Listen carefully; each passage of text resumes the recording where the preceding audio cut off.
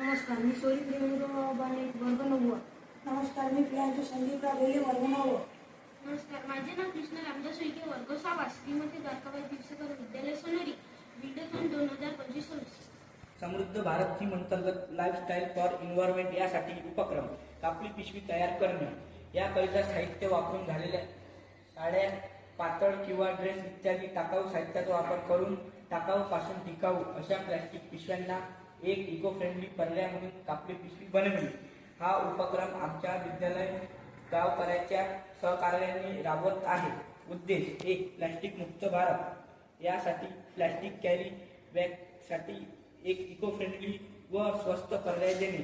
2. ग्रामीण स्त्री पुरुषांना पूरक व्यवसाय निर्माण करून रोजगार उपलब्ध करून देणे.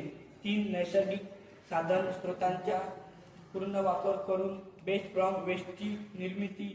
4. इयर्निंग वाईल्ड लर्निंग अंतर्गत सहप्रतिष्ठा, स्वावलंबन इत्यादी मूल्य विद्यार्थ्यांच्या अंगी रुजवून उदयाचा समृद्ध भारत, समृद्ध नागरिक घडविणे.